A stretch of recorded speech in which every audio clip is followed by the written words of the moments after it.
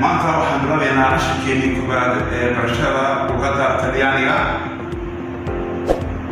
casharkeena koowaad wuxuu ku saabsan yahay alfabetida Talyaaniga oo lagu dhawaaqo l'alfabeto italiano oo ah xurufta luqadda Talyaaniga.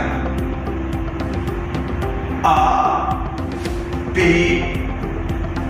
G, D, E, F, G, H, I, L, M, N, O, P, Q, R, S, T, U, V, ama V.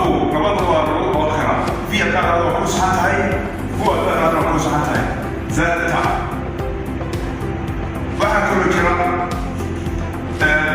consonant waa shibaniyaal oo ku jirta xurufta afka Talyaaniga. waxay kooban tahay 16 xaraf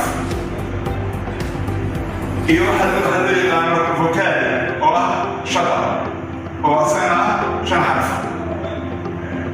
marka la soo daro xurufta Talyaaniga waxay kooban tahay 21 xaraf.